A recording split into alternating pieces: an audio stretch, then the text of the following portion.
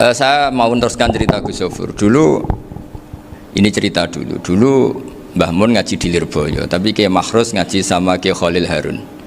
Kiai Khalil Harun itu adik juga sekaligus muridnya Mbah Umar Harun. Mbah Umar Harun itu generasi kedua setelah Mbah Ghazali. Beliau menantunya Mbah Ghazali, tapi ya sudah ponaan. Sehingga tradisi ini penting karena saya berkali-kali bilang di mana-mana. Status orang tua dan mbah itu adalah terserah anak cucunya. Bukan terserah mbahnya, tapi terserah anak cucunya. Saya tidak akan bosan mengingatkan ini. Saya pernah di makamnya Nabi Yakub, itu ya dikemuli bendera Israel. Di makamnya Nabi Dawud. Nabi Ibrahim juga dekat sinagog.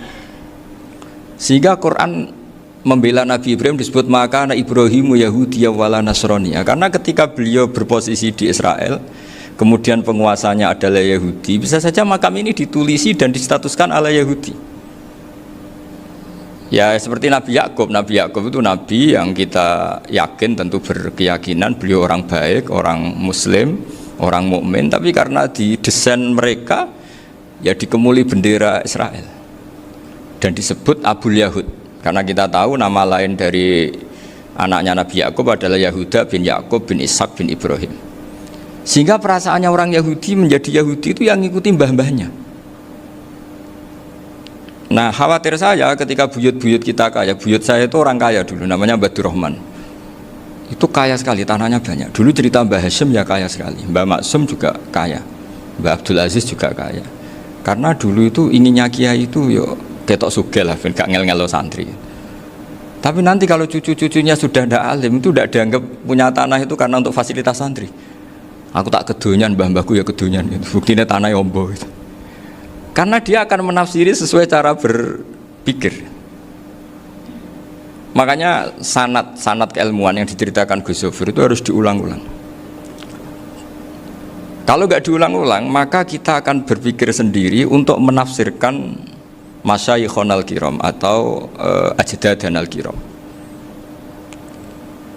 Nah, ini yang bahaya, yang sering Quran mengingatkan. Jadi ada status yang disematkan oleh anak cucu kayak orang Yahuda tadi, Yahuda bin Yakub bin Ishak bin Ibrahim, itu menstatuskan mbah-mbahnya yang bernama Ibrahim itu Yahudi. Sampai Quran sendiri yang bela maka anak Ibrahimu Yahudi wala Nasrani. Karena secara geografis sekarang Ibrahim di Israel dan otoritas itu juga milik mereka, sehingga mereka bisa masang-masang atribut yang menunjukkan kalau itu Yahudi. Beberapa al-alim al-alamah yang minnah itu sudah wafat dan kadang-kadang dzurriyyahnya itu tidak kita. Kalau sekarang orang bahasakan kubu sebelah. Akhirnya ya nggak boleh dikholi, nggak boleh diziarah. Terus seakan-akan yaqtaduna bi ra'yi, seakan-akan mereka berpendapat dengan pendapat syekh ini, padahal enggak. Nah sehingga tradisi ketersambungan sanad tadi, baik secara genetik atau secara asbab, itu harus terjaga. Saya beberapa kali banyaklah sering diceritain Mbah Mun. Dulu Mbah Munawir ini cerita ya, Mbah Munawir itu saking senenge kitab, ben santri ini so ngaji kitab. Itu kalau ada alumni Lirboyo, alim disuruh baca muin di sini itu Mbah Munawir ikut.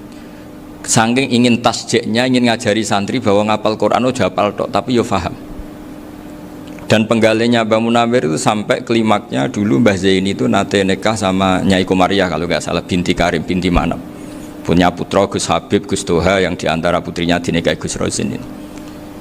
Terus akhirnya kesampaian juga ketika Mbah Munawir punya mantu alim alama namanya Mbah Ali Maksum, angsal Nyai Hasyimah. Sampai pondok Kramjak makruf bil ilmi, terutama ilmu sorof dulu karena Mbah Maksum itu komplain fa'ala ya fulu kok terus fa'lan ya fa'ala ya fulu ya uf'ul gitu kan, masuk fi'il kok jejer isim gitu. Jadi dulu kata Mbah Mun itu ada persaingan ilmu sorofnya Mbah Maksum Ali Kuaron sama Mbah Ali Maksum Jogja. Jadi wali antok, yang satu Maksum Ali Kuaron, yang satu Ali Maksum. Ya itu dulu saingan ngarang sorof. Nah ini yang menang siapa? Ya terserah dzurriyyahnya. Kalau dzurriyyahnya keren ya menang karena terserah yang kampanye. Saya bayangkan adekan Mbah Zubair tidak punya anak sealim Mbah Mun, mungkin kalau Mbah Zubair juga tidak sewow kalau punya putra Mbah Mun. Karena saya berkali-kali bilang kalau dalam syair Arab itu kama takarroma, kadang dilafatkan kama tasyarrafa bi Muhammadin adnanu. Orang berpikir Adnan itu siapa? Itu karena ada Nabi Muhammad SAW. Orang mencari-cari Mbah Mun itu mencari Mbah Zubair karena ada Mbah Mun. Orang mencari Mbah Dahlan karena ada Mbah Zubair. Wong kok alime ngono iku bapake sapa? Wong kok alime ngono iku putune sapa?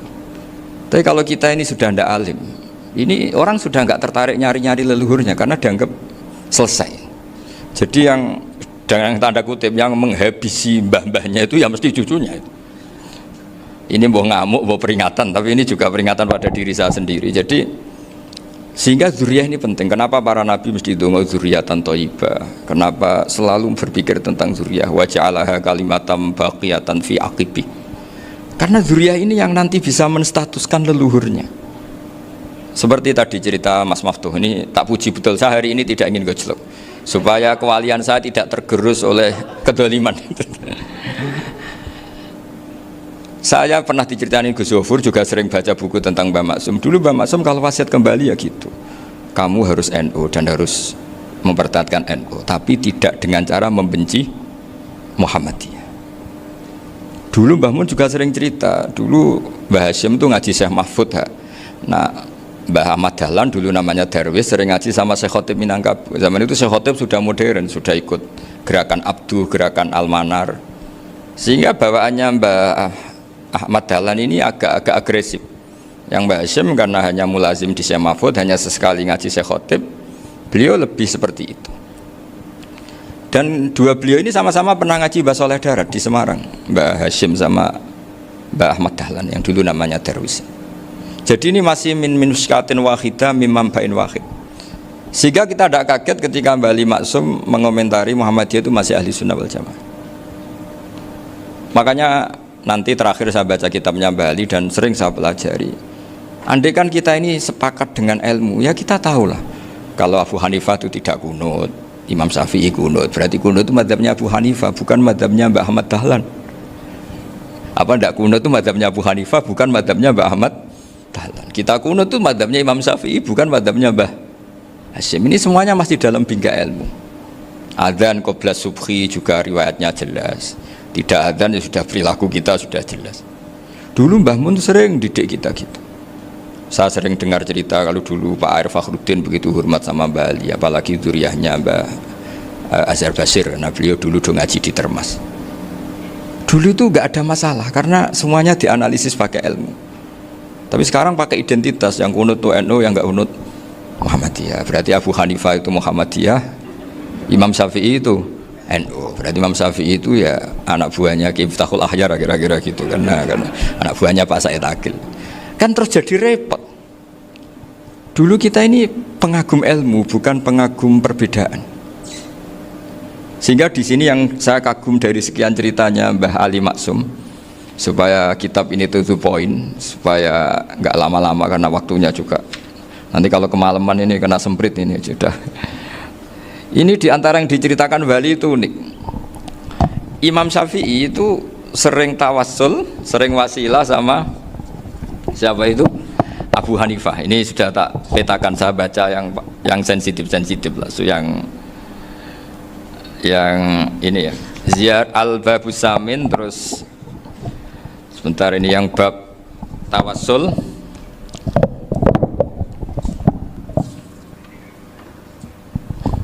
Ini di sini halaman 90, mungkin santri-santri kerap ya bisa ngecek lagi di kitab Hujatul Ahli Sunnah. Ketika cerita tawassul, di antara yang diceritakan Mbah Ali Maksum adalah perilaku ya, bukan sekedar statement tapi apa? Perilaku. Perilakunya Imam Syafi'i atau ahwalnya kalau bahasa halusnya, yang selalu ke makamnya Abu Hanifah untuk tawassul. Padahal Imam Syafi'i itu orang yang secara ilmu sering kritik Abu Hanifah. Jadi ini saya baca ini di halaman 100, jadi tawassul mulai halaman 9 berapa ini sampai halaman ini yang qala sami'tu Syafi'iyya yaqul inni la atabarraku bi Abi Hanifah wa aji'u ila qabri fi kulli yaumin zairan fa idza uridat li hajatun shallaitu rak'atain, halaman 100, waji'tu Wa sa'altu wa ta'ala al-hajat indahu fama tab'udu anni hatta tuqda. Kana al-Imam Syafi'i ayyama huwa bi Baghdad yatawassalu bil Imam Abi Hanifah yaji'u ila dorihi fayusallimu alaihi wa yatawassalu ila Allah bihi fi qada'i hajati. Terus wa yatawassalu Imam Ahmad bi Imamina Syafi'i. Jadi di antara yang diceritakan Mbah Halim Maksum itu betapa Imam Syafi'i yang terkenal sering mengkritik Abu Hanifah dalam tatanan fikih karena beliau tidak percaya ada istihsan. Abu Hanifah berpendapat adanya istihsan, dan kita tahu lah ikhtilafu Syafi'i wa Abu Hanifah itu besar sekali. Tapi beliau itu tahu Abu Hanifah itu orang yang sangat soleh. Abu Hanifah itu kalau ketemu sama orang yang utang beliau itu yang lari bukan yang utang Abu Hanifah, karena takut orangnya itu izin. Jadi kalau ketemu yang utang di jalan itu yang sembunyi itu Abu Hanifah. Kenapa engkau sembunyi? Ada yang utang saya lewat, nanti orangnya malu. Jadi setingkat Robiah Adawiyah itu beliau di rumah ada maling itu sembunyi. Ditanya kenapa engkau sembunyi? Malu, gak ada yang dimaling. Malu sama malingnya karena serumah itu gak ada barang yang layak dicolong itu. Itu Robiah sabda sembunyi. Itu yang bisa niru itu Abu Hanifah. Jadi wali-wali besar ini ternyata saling menghormati dan saling tawassul. Nah, saya berharap tawassul ini bukan sekedar perilaku sosial, tapi memang ada sanadnya. Sehingga terus diceritakan Bali di sini dulu istaqa Umar bil Abbas. Kata siapa tawassul harus dengan Rasulullah SAW? Dulu istaqa Umar bil Abbas. Sayyidina Umar itu tawassul istisqa dengan Sayyid Abbas. Padahal kita tahu Sayyid Abbas ini tidak nabi.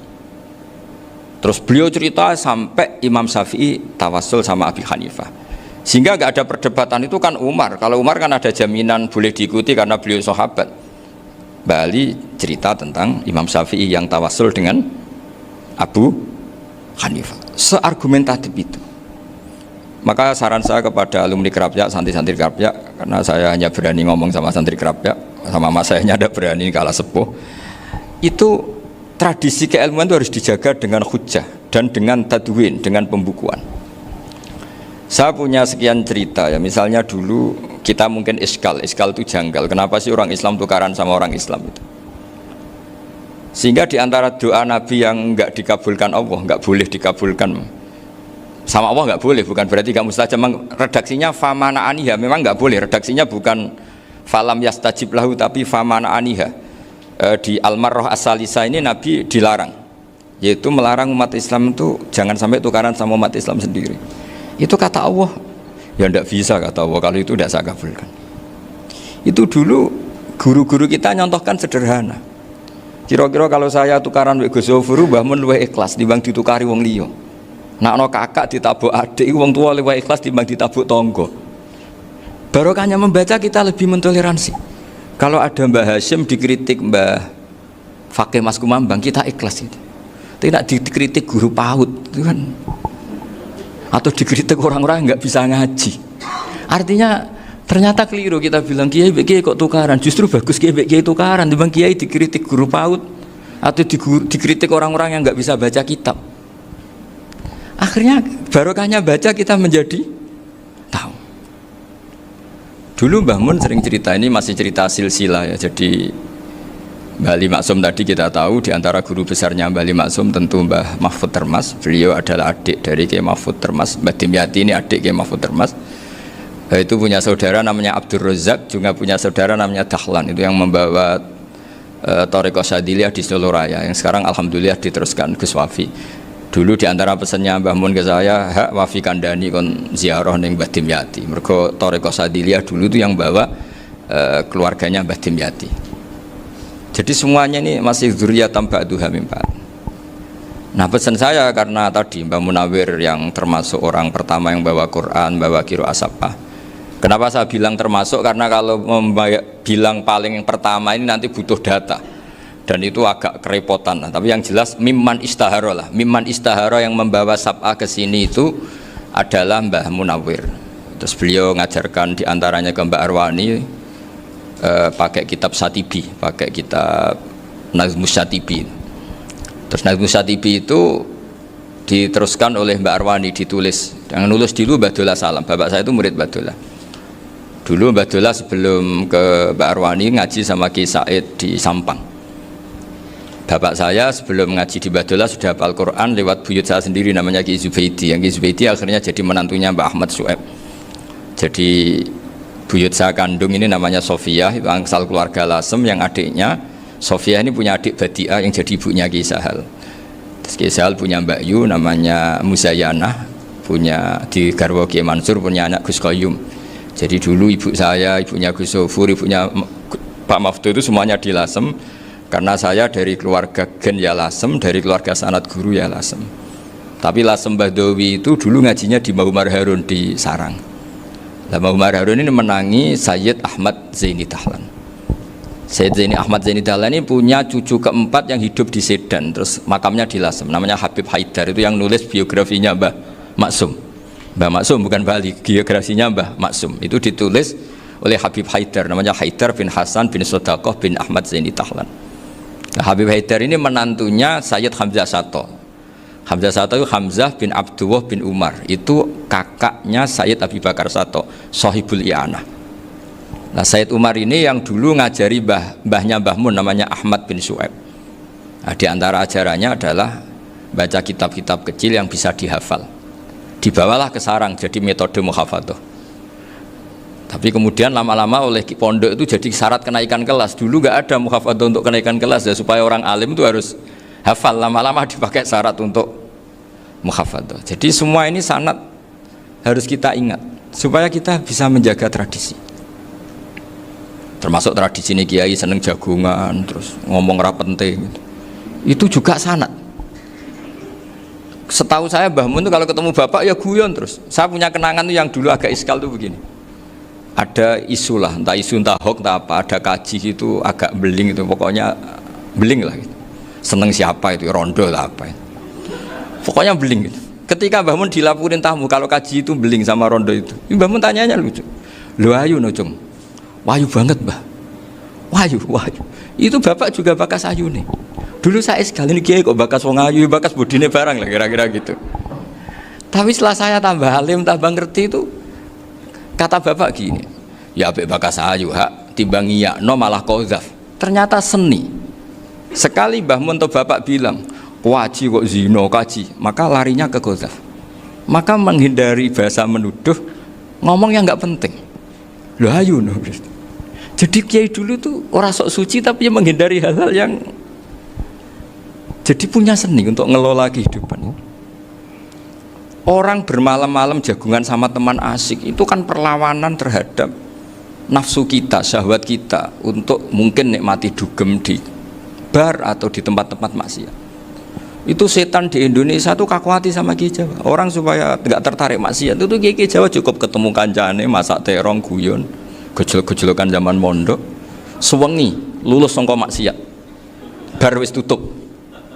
Perlawanannya sederhana, nggak pakai tahajud, nggak pakai wiridan, karena Ki Jawa juga koyoknya rapati potongan ahli ibadah gitu, jagungan gitu. Jadi setahu saya itu pernah lihat Bali itu sekali ketika beliau ngisi ceramah di Mbah Hamid Bedowi, sama masih kecil diajak bapak. Dulu kalau bapak ngelihat Bali sama Mbah Hamid itu mesti nangis, karena dua orang alim bertemu. Yang akhirnya ya bisanan itu Mbah Hamid punya anak Gus Nasih, di sini ada Mbah Nafisa, terus jadi Mbak Salih Hindun itu. Jadi dulu tuh ya guyon terus ketika ketemu. Itu yang sering bodoni Mbah Hamid itu ya Ki Bisri. Ki Bisri itu kalau datang ke Ki Hamid Pasuruan, nak wali tenan aku teko ditata nomangan. Jadi ukurannya ya. Ternyata sampai sana dikei mangan tenan. Masih belum mengakui, kan nak wali tenan aku kiai rung di mobil, dongakno aku di mobil. Sudah kalah satu seri itu masih gak terima. Lalu itu Mbah Hamid akhirnya berdoa, ayo monggo, mungkin-mungkin Ki Bisri gak ada mobil. Itu setelah didoain masih tanya, mereknya apa merek? Jadi itu Mbah Hamid jawab, ya paling Holden itu, paling Holden. Itu nyari mobil itu ya adalah dapatnya Holden. Suatu saat Mbah Bisri diundang Mbah Hamid gak dikasih bisaroh, karena utangnya sudah banyak Mbah Hamid, Mbah Bisri ini utang doa tadi. Itu ya gak dikasih besar ya gak mau kesang apa-apa kelambimu kayak aku. didol sama muhibbinya Mbah Hamid itu harganya melebihi jatah bisaroh. Ketemu Mbah Hamid, Kang, susu Kang, mergo. Jadi dulu itu rileks, makanya ini yang diceritakan ke Zofur. Sebetulnya kalau kiai-kiai itu bersanad itu ya rileks, hidupnya itu rileks.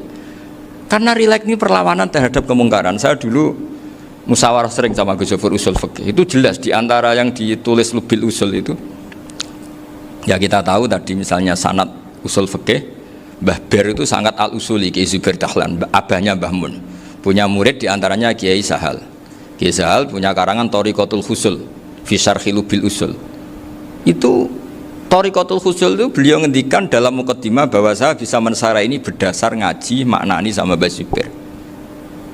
Terus beliau mengutip sarah itu dari kitab Nailul Ma'mul. Beliau ngendikan binus khotin khotiyah ghairi matbu'ah.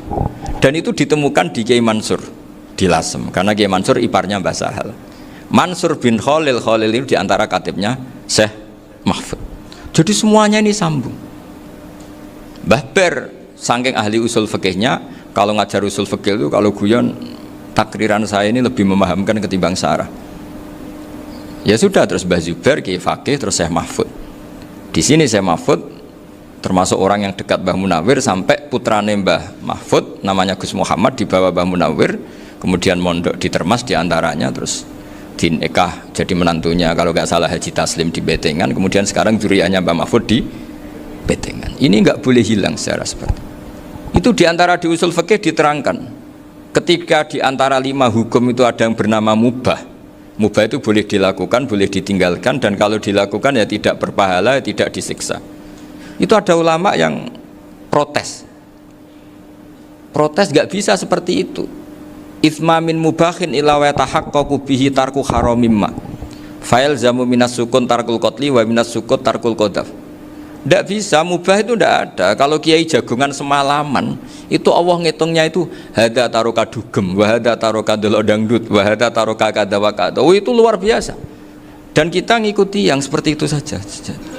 Gak usah tahajud, gak usah witir telulas, kaya ora kuat timbang gremeng, sewengi jagungan, setan ngenteni kita tergoda maksiat, ternyata maksiatnya sampai tutup, kiainya masih apa?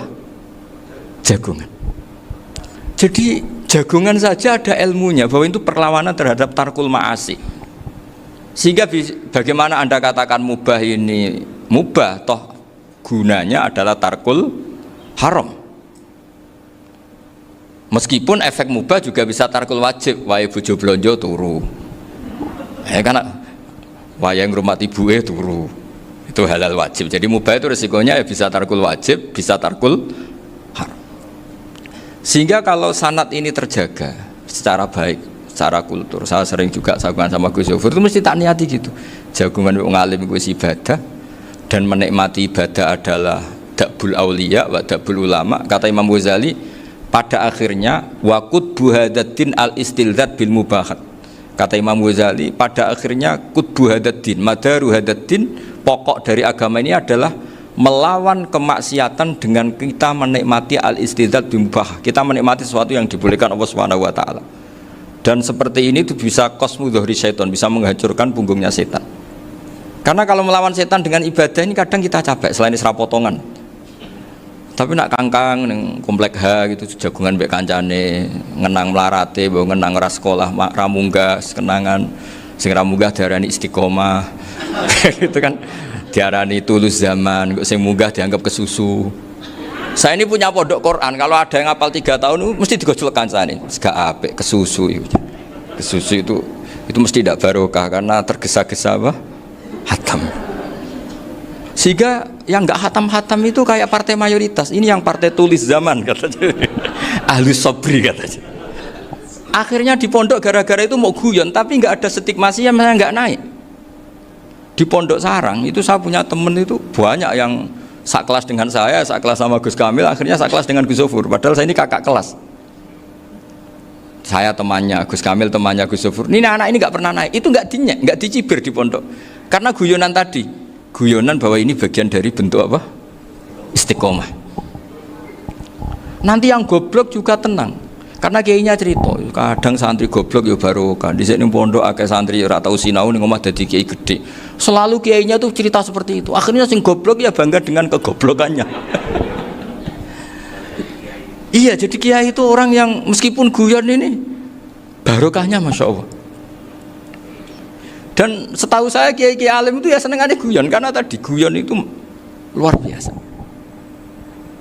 Bapak saya itu kalau pesan sama saya itu enak ngaji guyon nice. Wong ning omah mikir utang, mikir wedi bojo macam-macam, kok ngaji kok jak nangis pisan, nangis ping pindho gitu. Sudah jak guyon ae. Paling gak lali. Gitu. Dan beliau punya dalil kul bi fadlillah bi rahmati fa bidzalika falyafrah. Jadi jangan sampai orang ini farah bil maksiat, jangan sampai orang itu. Dan ini yang saya kenang dari sekian cerita murid Bali.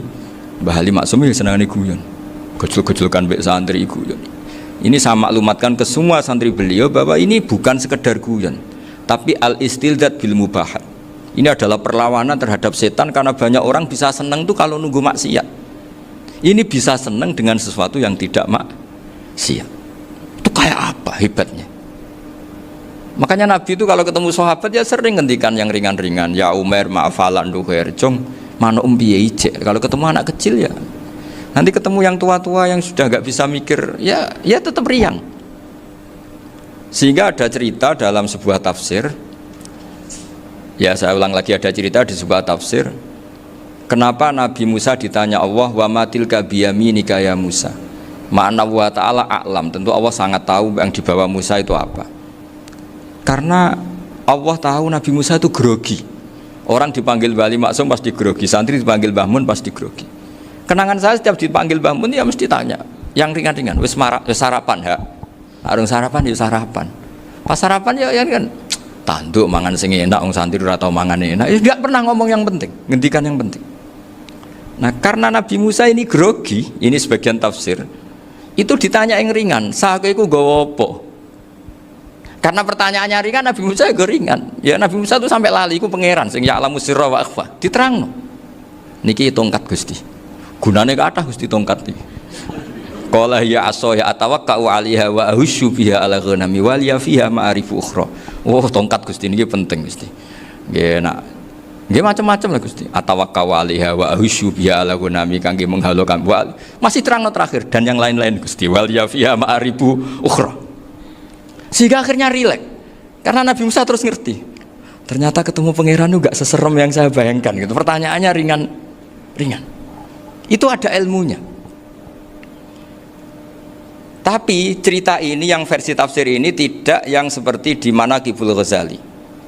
Di beberapa kitab tentang Manaqibul Ghazali diceritakan di alam roh Nabi Muhammad sallallahu alaihi wasallam itu yubahi bi ummati, saking yubahinya sampai ngendikan ulama ummati ka anbiya'i Bani Israel. Ulama umatku itu pinternya atau statusnya itu mirip-mirip lah. Kaf itu ya mirip-mirip kayak ulamanya nabinya Bani Israel. Akhirnya Nabi Musa itu tersinggung sekali, bagaimana mungkin ulama disamakan dengan apa? Nabi. Sehebat-hebatnya ulama itu kan tidak akan yabluhu darajatan nubuwah atau yartaqi ila darajatin nubuwah. Itu akhirnya ya kalau kamu nggak percaya panggil. Yang dipanggil Imam Ghazali. Ya Nabi Muhammad juga gak mau kalah gitu. Kalau manggil ulama RT ya kalah keok gitu. Akhirnya Imam Ghazali datang, ditanya sama Musa, "Mas muka, nama kamu siapa?" "Ana Muhammad bin Muhammad Al-Ghazali At-Tusi Asy-Syafi'i." Itu disebut panjang sih. Terus Nabi Musa guyu-guyu. "Kamu ulama kok ngomong yang gak penting, ditanya namanya kok penjelasannya sepanjang itu, dianggap itu satu kesalahan. Masa tanyanya nama kok ditanya jawabnya Muhammad bin Muhammad Al-Ghazali At-Tusi Asy-Syafi'i, kepanjangan itu." Ketika Nabi Musa agak mencibir, agak gimana itu, terus jadi Imam Ghazali, kalau ini masalah, lebih masalah jenengan. Apa itu? Yang tanya jenengan tuh Allah ya'lamu sirra wa akhfa, dan Allah hanya tanya wa ma tilka biyaminika ya Musa. Harusnya jenengan jawab asoya titik, bukan kepanjangan. Atawakkau 'alaiha wa syubha itu kepanjangan. Allah tanya yang di bawah kamu itu apa? Yang di tangan kamu. Harusnya jawabnya hanya asoya. Tapi kenapa penjelasannya sepanjang itu? Sampai terakhir waliya fiha ma'aribu ukhra. Terus pinter tenan kayak gitu. Terus ada Nabi Musa terus bilang, "Ya pinter tenan dan gitu." Padahal kita tidak pernah GR seperti itu kan, kebetulan Imam Ghazali gitu. Kalau yang lain mungkin ya Keok lah kira-kira gitu. Tapi ini cerita dalam khazanah keilmuan. Benar yang dikatakan Gus Zofur. Saya termasuk orang yang pernah mondok Lirboyo Pasanan. Jadi setelah saya disuruh nemani Gus Kamil, tahun berikutnya Gus jenengan disuruh. Pokoknya anakku mbok sak wulan lah kudu tahu mondok Lirboyo. Piye aku tahu ngaji Mbah Karim. Terus yang disuruh mbaturi Gus Kamil itu saya. Jadi saya pernah 1 bulan tuh di Lirboyo. Karena saya ini santri beling ya, kontraknya pokoknya penting ziarah Mbah Karim. Biasanya nggak pernah ngaji, ya, pokoknya gerbar ngisa. Ziarah ya sudah. Ngaji subuh ingat saya sama Gus Imam. Itu dari 17 hari ingat saya ngaji 2 kali. Tapi kalau ziarah ke Mbah Karim sudah lupa jumlahnya karena memang kontraknya disuruh ziarah. Sampai seperti itu. Dan saking senengnya bangun sama Mbah Karim saya masih ingat. Ngamplopi salam template itu masih ingat untuk Gus Anwar, untuk Gus Imam, untuk Gus Kafabi, termasuk untuk Gus Maksum. Itu malam-malam saya dijak ngamplopin. Zaman itu saya masih ingat selawewu. Zaman itu kos 1 bulan itu 13.000. Jadi kira-kira kalau 25.000 itu untuk kos 2 bulan. Jadi saya krusnya itu pakai kos. Saya masih ingat Mondok Sarang itu kos 1 bulan 13.000. Berarti kira-kira 500.000 itu di amplopin sendiri sama bangun. Ini untuk Gus War, ini untuk Gus Imam, ini untuk Gus. Padahal Gus Imam ini mondoknya sudah di Mbah Mun. Itu Mbah Mun hormatnya sampai untuk jatah salam template. Lah yang ribet kebalikannya, kita pulang Gus Imam karena melihat Gus Kamil ini putrane Mbah Mun, Gus Kamil disangoni. Saya juga disangoni karena Gus Imam dulu ngaji juga sama Pak D saya, sama keluarga saya. Itu kata Gus Kamil setelah keluar, mau agak muni gua abal ya, boten berarti gua aku. Karena ini penting, ini kalau sampai dianggap tukar guling, ribet deh. Jadi ditakwil sendiri lah, mau gak muni gua abal ya, boten wis, yes berarti halal. Tapi sama Mbah Mun ya ditanyanya bukan apa karena untuk meneruskan tradisi bahwa kalau kiai ketemu itu ya saling memberi hadiah, saling itu sudah faqaddimu baina yadayna juwakum apa sotaku. Sehingga ketika Krapyak ini punya Bali Maksum alim alama, kemudian melahirkan murid-murid yang juga ibar kayak Mbak Warsun bisa ngarang apa Kamus Al Munawwir, Pak Bik juga punya karangan Kamus Al Muasir. Saya itu punya semua. Karena ini adalah buah dari bahwa kita ini tidak kalah sama produk-produk yang di sana. Bahwa produk di kita ini sudah cukup untuk mengantarkan orang menjadi alim alama.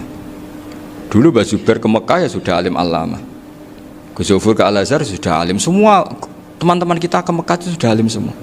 Padahal produk mondoknya ya tadi mau digojlok kiai ini, terus mangkel be keamanan biasanya itu.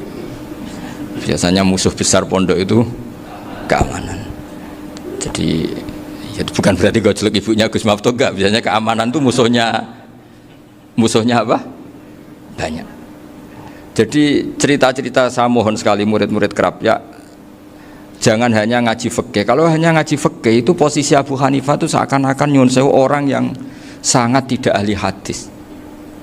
Karena beliau di situ kelihatan kalah sekali dengan Imam Syafi'i. Apalagi di perdebatannya Muhammad bin Hasan Asy-Syaibani dengan Imam Syafi'i itu kelihatan sekali betapa Abu Hanifah itu orang yang nyuwun sewu ditinggalkan dalam ilmu hadis. Sampai beliau hanya dapat gelar min ulama ahli ra'yi, termasuk ulama yang kuat logikanya.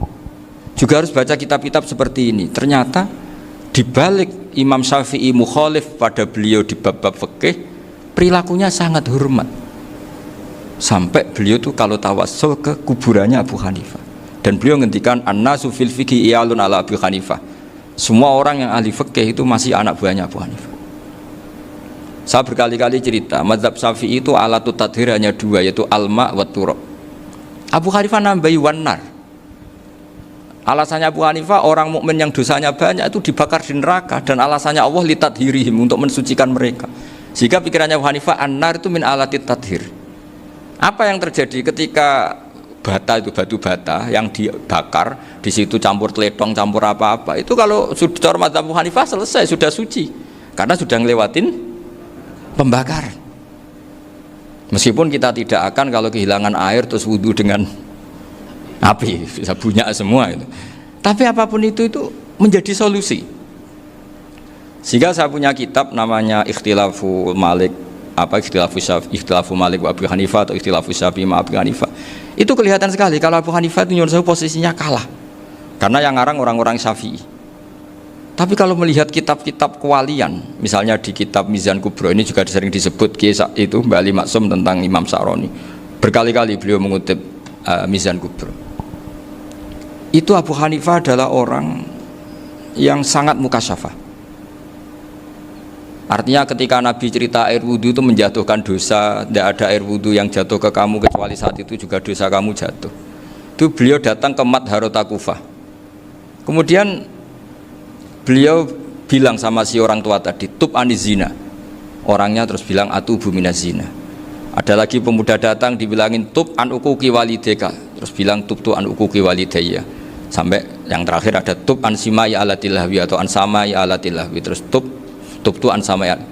Ketika orang itu ditanya, kenapa engkau begitu tahu dosanya apa? Saya tahu air wudhu ini menjatuhkan apa. Jadi kira-kira kalau zina mungkin ya batang babi lah. Kalau hanya sekedar melihat bak-bak mungkin ya curut atau tikus lah kira-kira gitu. Nak dulu dulu ya mungkin ya tikus cilik gitu. Nak dulu suwi ya tikus werok itu atau apalah. Pokoknya beliau itu tahu. Tapi anehnya Abu Hanifah apa? Setelah itu dia nangis minta mukasafahnya ditutup. Ya Allah, saya ini mukasafah kok malah menjadi tahu sawatil mukmin. Padahal aturan syariat jenengan man satara musliman satarahu, bahwa enggak baik melihat jeleknya orang mukmin. Minta ditutup. Makanya saya ini bangga ada mukasafah. Makom yang kita sampai sekarang tuh makom setelah Abu Hanifah mukasafah. Jadi Abu Hanifah repot-repot mukasafah, minta makomnya ditutup tidak menjadi mukasafah. Dan alhamdulillah kita sudah tidak mukasafah sebelum minta ditutup. Jadi kita ini keren. Keren karena aturannya itu man satara musliman satara huwa, yang tidak tahu aibnya orang muslim maka Allah akan nutupi aibnya di akhirat. Dan kita alhamdulillah barokahnya tidak mukasafah, tidak ngerti aibnya orang mukmin. Jadi kita harus pakai patokan ilmu. Saya ulang lagi, kita harus pakai patokan. Makanya saya tahu betul ketika Kiai Hamid Pasuruan, beliau dulu ngaji Jamul Jame, ngaji Juman, Bali Maksum di sana sama Gus Habib, sama Gus Muhammad bin Mahfud, termasuk mbah saya kandung dulu Kiai Sidik, mbah saya yang dari itu juga ngaji di Termas. Bapak saya dulu Kiai Nur Salim ngaji di Buyut Baiti. Dulu itu kawin juga sederhana, kayak cerita Gus Zofur. Jadi bapak saya kandung itu Kiai Nur Salim itu ngaji di Mbah Baiti. Mbah Baiti itu adik kandungnya buyutnya saya dari ibu. Nah Mbah Baiti itu teman akrabnya mbah saya namanya Kiai Nur Sam, Mbah Nur Sam. Singkat cerita terus Nur Kiai Jorabi narat Arabekno itu. Setelah bapak saya ke Badullah mau ditawarin jadi mantu, kata bapak saya kula pun dipek mantu Mbah Baiti. Akhirnya dapat ibu saya itu. Karena ibu saya itu cucu Mbah Baiti, cucu lambung. Jadi mbahnya ibu saya itu Mbak Yunya Mbah Baiti. Namanya Mbah Sofia tadi yang dapat Mbak Idris itu. Yang Mbak Idris ini bin Umar. Ya Mbah Umar yang mbahnya Mbah Hamid, Hamid bin Abdul bin Umar. Kalau bahasa itu Fatimah binti Idris bin Umar. Dulu kecilnya Mbah Idris namanya Abdul Khalik. Kalau kecilnya Mbah Hamid namanya Abdul Mukti.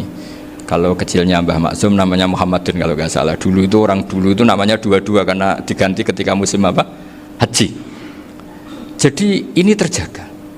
Sehingga tidak ada ceritanya kiai-kiai yang jagongan kemudian santrinya itu yang agak-agak khawarit loh.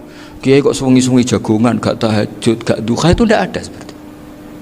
Karena ini dianggap fi'lul mubahat untuk melawan mungkarat. Jadi sehingga di kitab Ikhya diterangkan, kamu jangan ngira orang-orang soleh ketika jagungan itu min ahlil bitolah wa takasul. Itu orang-orang yang pemalas, itu enggak. Tapi mereka bisa mengasyiki Allah. Bahwa dalam jagungan ketemu teman ya asik, gejol-gejolkan sama Pak Maftuh ya asik. Dan keasikan ini bentuk perlawanan terhadap keasikan harus dengan maksiat. Itu kayak apa kalau kita ngaji sampai seperti itu? Termasuk tadi yang diceritakan Pak Maftuh kitab Hunyah. Semoga beliau cerita juga pernah belajar. Saya pernah belajar kitab Hunyah khatam. Itu diantara yang diceritakan Syabdul Qadir Al-Jilani tadi, kata beliau Al-Jilani dipakai Jim Al-Jilani. Ini agak beda dengan kita. Mbah Zubair itu punya kitab namanya Al-Qolaid Al-Luluyah. Beliau menfatwakan nama-nama ajam itu kamu bebas. Ajamiyun fasna bihi masyita. Sehingga kita kalau punya kiai harus mau kolal ustukhri, sehingga tak mau kolal istukhri.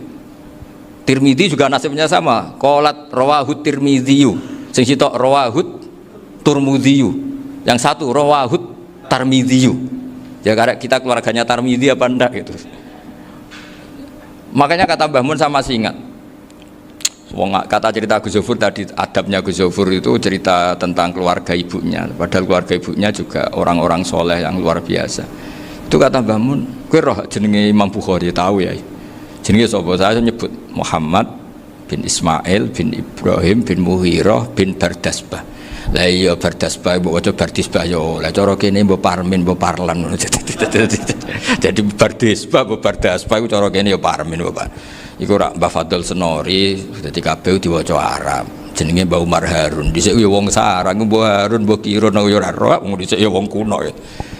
Jadi kalau versi Mbah Fadl, termasuk yang pertama bikin nasab Mbah Maksum itu tulisannya Mbah Fadl yang dikutip Habib Haidar tadi. Ya saya seperti Gus Zofur juga mencari-cari hubungan ulama-ulama di Jawa itu. Mbah Mun itu kalau bicara ya mbahku orang sing jenenge Kiai Serut. Kalau ditulisannya Mbah Fadl itu Syaraf. Jadi Mbah Fadl itu fanatik orang-orang alim itu ditulis Arab. Kalau Mbah Mun itu Jawa. Dulu itu ada wali seto di daerah saya. Dulu orang ya janggal, ternyata ada sato itu, kesamaan di Arabnya itu sato. Sehingga kiai-kiai itu ada fanatik Tirmidzi, Turmudi, Tarmidi, Jilani, Jailani karena ajamiyun fasna bihi Masita. Jadi kalau nama-nama ajam semongko lah baca sekenanya, sementing cuma mungkin tahqiqnya benar Pak Maftu tadi, memang di Mu'jamul Buldan itu Al-Jilani Bikasri Jim, ya sudah kita baca Al-Jilani. Sebab itu kayak Pondok Pelosok Lirboyo itu menurut saya bagus, orang itu maknani betul sama gurunya. Kalau sarang enggak, kalau Pondok Lirboyo, pondok yang tadi ternyata keluarga Mbah Munawir sini pernah bisanan, yaitu Mbah Zaini pernah nikah sama Nyai Komariah ya kalau nggak salah, punya putra Gus Habib ya, Pak Toha dan sebagainya. Itu betapa hubungan pondok Quran sama pondok kitab dulu itu nggak pernah terputus.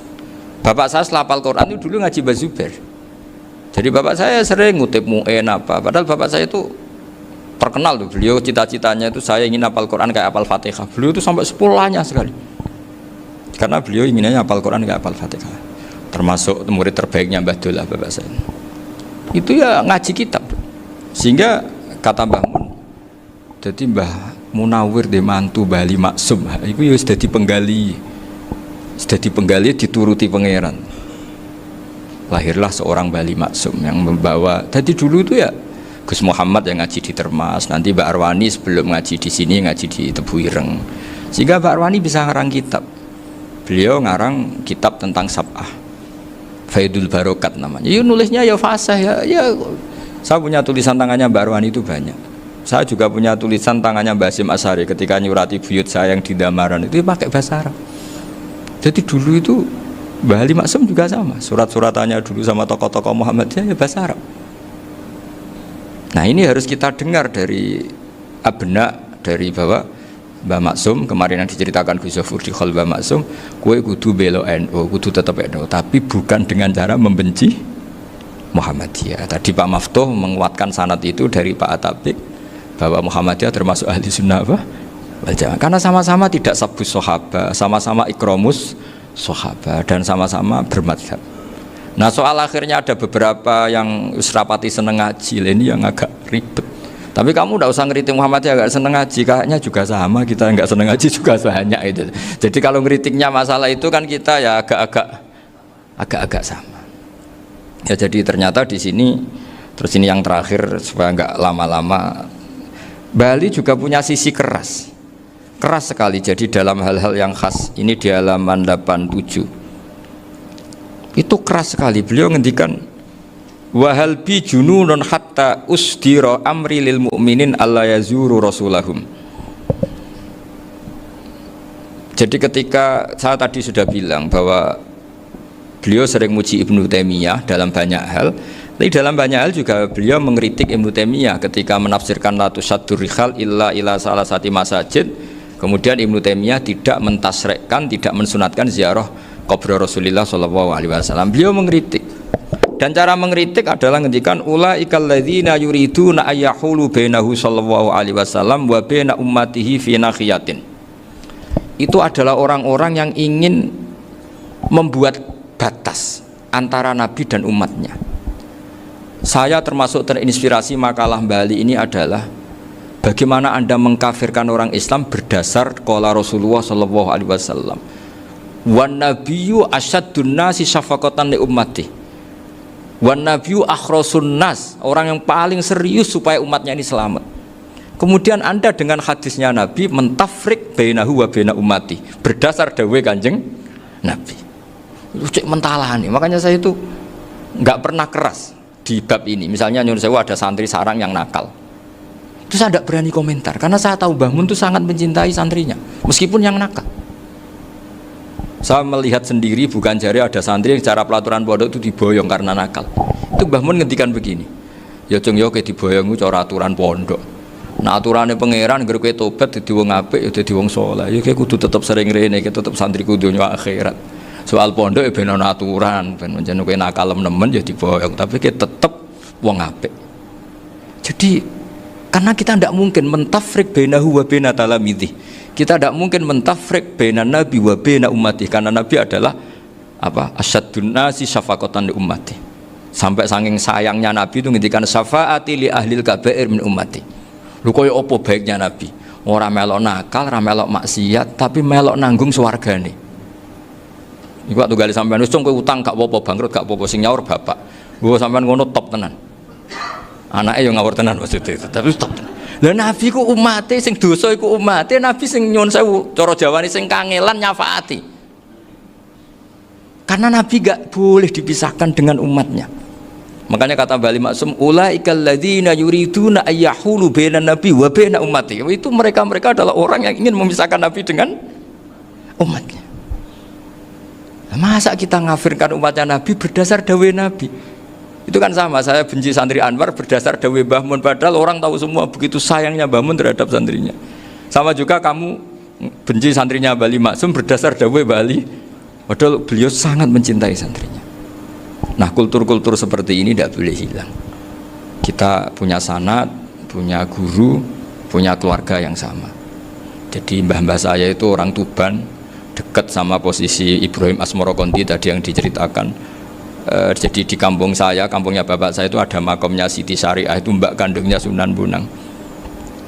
Dan bapak dulu sering ngajarin ziarah saya ke Mbak Asyari. Mbak Asyari itu bin Jumadil Kubro, berarti Mbak Asyari itu saudaranya Mbak Ibrahim Asmorokonti, gurunya Sunan Bonang. Jadi Sunan Bonang ke Tuban tuh karena disuruh ngaji sama Mbak Asyari, Mudin Asyari itu yang di Bejagung itu. Jadi ini semua sanatnya itu jelas, aturannya jelas. Kan Sunan Bonang bin Ampel bin Ibrahim Asmorokonti bin Jumadil Kubro lah, yang Mbak Asyari ini adiknya Ibrahim Asmorokonti, makomnya di Bejagung di Tuban. Dulu Sunan Bonang sebelum ngaji kemana-mana ngaji di Bejagung itu di Mbak Asyari itu. Terus kemudian Sunan Bonang hidup di Lasem, di Pasujudan di Lasem, makanya Lasem banyak orang alim karena ya dulu Sunan Bonang itu diantara aktivitasnya itu di Pasujudan di Lasem itu. Wafatnya kila di Bonang, kemudian mau dibawa orang Madura ke Madura, terus diambil Mbak Asyari. Pernah mbahnya karena Muammar Mbak Asyari terus dimakamkan di Bonang. Jadi cara berpikir Mbah Ali ini menginspirasi saya. Kita tidak boleh mengkafirkan umatnya Nabi berdasar dawuh Nabi. Karena apa? Itu yang tidak diinginkan Nabi. Nabi itu inginnya yang di luar itu masuk, bukan yang sudah di dalam dikeluarkan. Itu kata beliau, ulaikal ladzina yuriduna ayyahulu bainan nabi wa baina ummati. Orang-orang yang tidak mentasrek ziarah pada Nabi adalah orang-orang yang ingin memisahkan Nabi dengan, dan begitu kias berikutnya, orang-orang yang sidik-sidik muni ini kafir, ini sudah enggak benar, ini la yurja khairuhu, itu orang-orang yang memisahkan. Dan lucunya berdasar dawuh Nabi. Makanya semua kalau sampai ngaji Mizan Kubro, ini kitab yang sering dikutip Bali Maksum, ketika Nabi ngintikan laisa minna man ghasyana, laisa minna man latamal hudud wa syaqqal juyub bada'a bid'awal jahiliyah, laisa minna min tilkal khoslah. Semua ulama mentafsiri laisa minna fi tilkal khoslah, bahwa dalam hal itu Islam tidak bertanggung jawab. Masa menipu berdasar dibolehkan Islam, kan tidak mungkin. Semua perilaku yang salah disebut Nabi laisa minna fi tilkal khoslah, bukan laisa minna fayakunu huwa kafiran. Tidak ada satu ulama yang mengatakan laisa minna berarti orang ini kalau menipu sudah kafir. Ketika dosa, ya sak dunya kafir kabeh. Siapa enggak pernah menipu? Sekedar pernah. Siapa enggak sering menipu bahkan? Hobi kadang ya rezekinya dari nipu. Lah itu kalau betul maknanya laisa minna terus kafir, semua orang di dunia kafir. Karena siapa sih yang selain Nabi yang enggak, selain Nabi kan enggak mungkin apa? Maksum. Belum lagi menurut teori usul fikih ada nipu yang wajib. Ya kan, misalnya kita orang baik ketemu orang dolim yang memburu perempuan mau diperkosa terus bersembunyi yang kita tahu, kita wajib nipu apa wajib jujur? Ketika orang dolim tanya, perempuan tadi kemana? Wajib nipu apa wajib jujur? Wajib nipu, karena kalau kita jujur berarti memberi peluang orang dolim menemukan buruannya. Jadi betapa alimnya. Dan ketika kitab Mizan Sa'roni dipakai Bali, dipakai Mbah Mun, saya pernah ngaji Mbah Mun, terus kita tahu maknanya laisa minna fi tilkal khoslah. Sehingga kita tidak mengatakan laisa minna dengan terjemahan letterlek tidak termasuk umatku. Kita tidak akan menambahi fakta frek fayakunu kafiran, tidak akan selamanya. Karena maknanya laisa minna fi tilkal khoslah. Kenapa kita selalu begitu? Karena nggak mungkin kita memisahkan umatnya Nabi dengan Kanjeng Nabi berdasar dawuh Kanjeng Nabi. Karena Nabi adalah berstatus bil mukminina raufur rahim. Ya terus ini mohon maaf sekali ini yang saya bisa, tapi saya mohon kajian kitab Ahli Sunnah saat tadi sudah matur Gus Afif, Gus Picon supaya kitab ini ditakriri lah, supaya lebih dan yang nagih harus santrinya, jangan bebankan saya. Mesti santri yang pernah mulai sama-sama. Biasanya kalau orang NU pesantren terus ana wong usul jenengan mawon. Jenenge lempar-lemparan, itu kata bapak saya, tawadhu keliru aja. Tawadhu itu aslinya wong ra tanggung jawab, ben ketok Islami bebo tawadhu aja. Jadi tawadhu itu orang yang sebetulnya agak punya tanggung, ben kesane Islami pura-pura tawadhu. Jadi, tapi saya mohon lah, ini kitab ini bagus sekali. Di antara yang saya senang adalah beliau cerita kalau Imam Syafi'i sering tawassul sama Abi Hanifah. Padahal kalau kita ngaji di kitab-kitab fikih, Abu Hanifah itu kayak tersangka lah di bab ilmu apa? Hadis. Sampai biasa kan di kitab Minhajut Thalibin walaysa li Abi Hanifah hadisun sahihun. Jadi habis cerita madzhab Malik, madzhab Syafi'i, terus walaysa li Abi Hanifah madzhabun apa hadisun. Wah, kasihan ini. Tapi kalau kamu ngaji Mizan Kubro, Abu Hanifah ini dapat posisi karena mesti Mizan Kubro ngendikan farojal amru ila martabatayil mizan. Kemudian dua mazhab ini sama-sama benar, tinggal kamu milih yang musyaddid apa yang mukhaffif.